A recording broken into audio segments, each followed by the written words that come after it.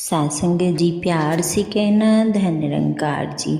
सासंगत जी आप सभी आनंद लेते हैं निरंकारी मिशन की पुस्तक सतगुरु बाबा गुरबचन सिंह जी महाराज के जीवन पर लिखी गई।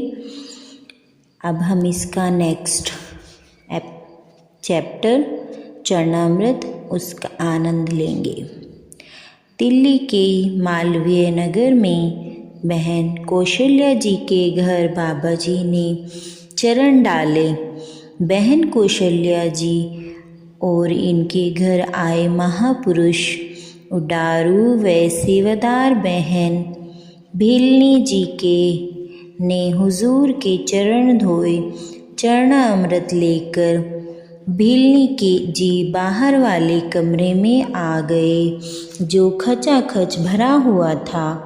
कमरे में बहन कौशल्या जी के पड़ोसी रिश्तेदार और दोस्त मित्रों ने अतिरिक्त कुछ महापुरुष भी बैठे हुए थे।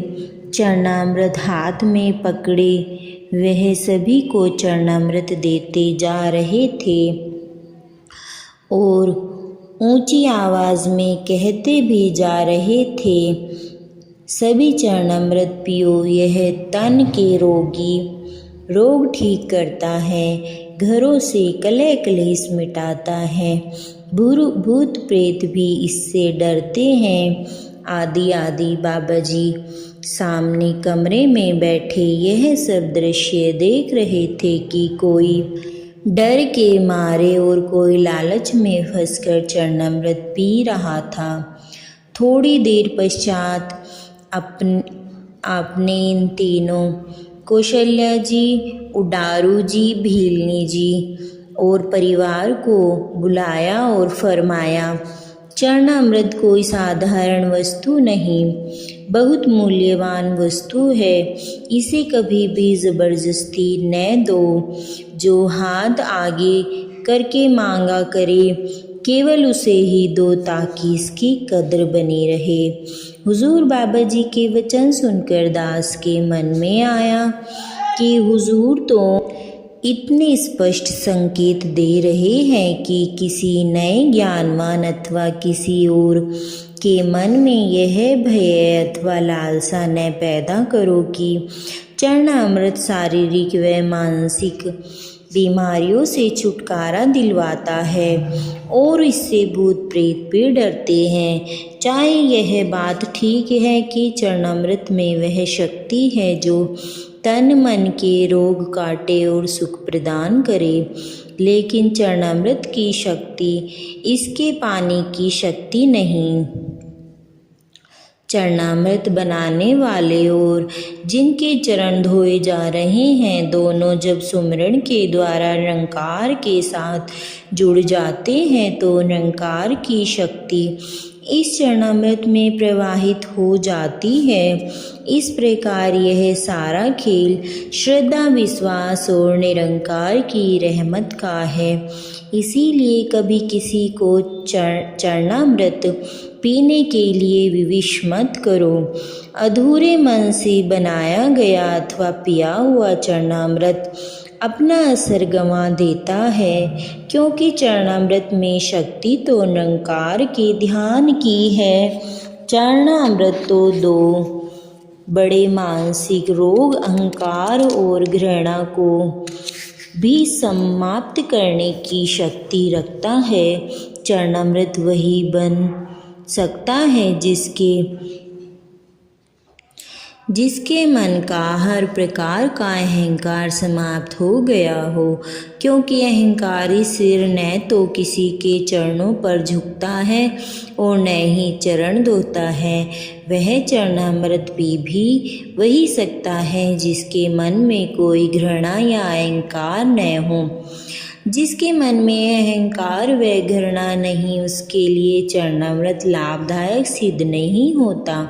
बनाने वाले के लिए भी और पीने वाले के लिए भी। इसी तरह बाबा जी ने हमें चरणामृत की इतनी सुंदर परिभाषा देकर फरमाया है, हम क्या और कैसे मांग करें, हर एक वस्तु या निरंकार से किस तरीके से मांगा जाए। बाबा गुरबचन सिंह जी खुद एक कर्मयोगी थे जो बोलों से अधिक कर्म की भाषा की शक्ति जानते थे। आप हर पक्ष से अपने गुरसिखों को सचेत करते रहते ताकि इनके जीवन खुद भी निखर कर सामने आए व सांसारिक प्राणियों के लिए भी निखार लाने में सहयोगी सिद्ध हो। ऊंचे ऊंचे खोखले बोल आपने कभी भी पसंद नहीं थे। समर्थ होते हुए भी आप न तो खुद ऊंचे ऊंचे दावे करते और न ही अपने गुरसिखों से ऐसी आशा करते थे।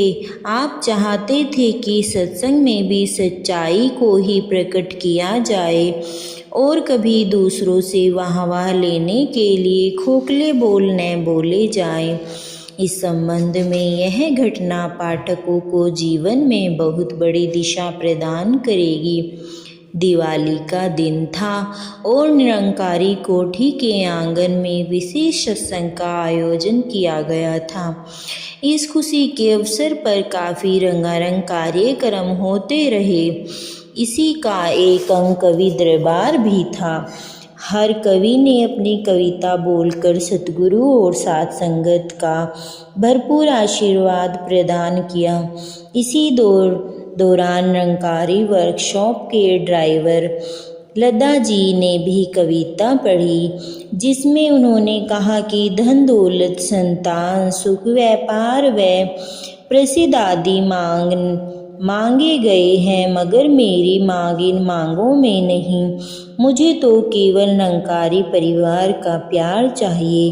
कविता पढ़ी गई, सत्संग का भोग पड़ गया। शाम को लद्दा जी नमस्कार करने आए तो निरंकारी राजमाता जी ने ही उन्हें सचेत करते हुए कहा, पूर्ण समर्थ सतगुरु से प्यार के साथ साथ धन दौलत भी मांगनी है।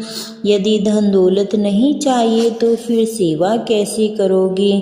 क्या सचमुच ही इज्जत मान संतान सुख आराम नहीं चाहिए? यह केवल कविता को कविता की तुकबंदी समझकर सच्चे दरबार में पेश कर दिया है।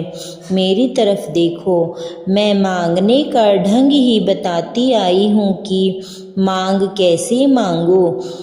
सुख सारी दुनिया दे पादे मेरी झोली विच, फिर भी मिलाए रखी संतां दी टोली विच। आपने भी इसी तरह की मांग मांगनी है। दिन बीतते गए। दिनों दिन लद्दा जी की आर्थिक हालत पतली होती गई। लगभग 1 साल बीत गया। घर में संतान भी नहीं हुई। अब लद्दा जी को राजमाता जी के वचन याद आए। वह बार बार चाह रहे थे कि हुजूर बाबा जी से क्षमा मांगी जाए।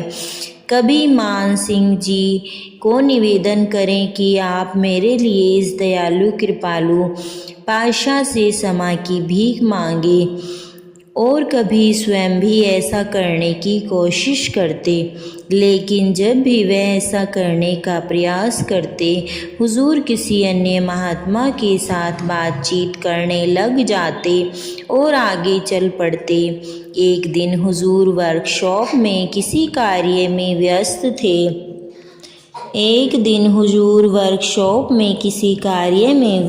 थे। एक महात्मा यमुनानगर से नमस्कार करने के लिए आए।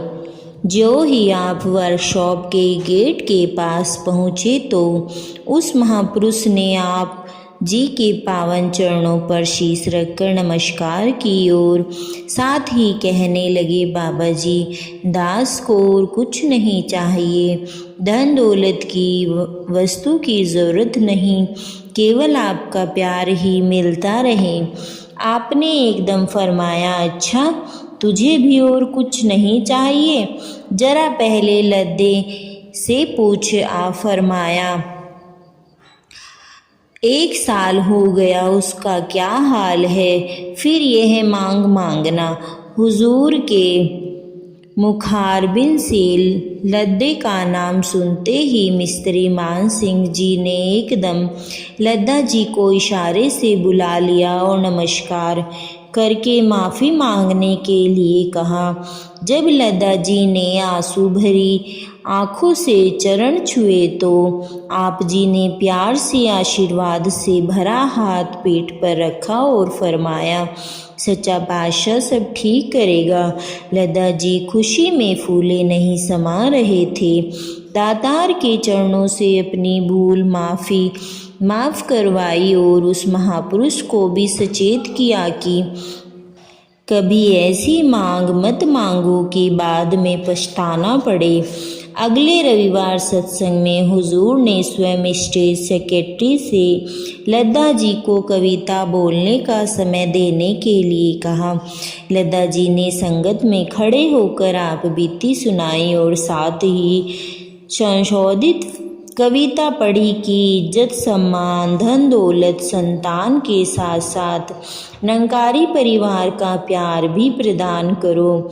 सत्संग की समाप्ति के बाद जब वर्कशॉप में लता जी ने नमस्कार की तो हुजूर ने हंसकर फरमाया, आज कविता ठीक थी। इस घटना से पाठक जन स्वयं ही अनुमान लगा सकते हैं कि आप किस प्रकार संतुलित जीवन व सर्वपक्षीय खुशी प्रदान करना चाहते हैं।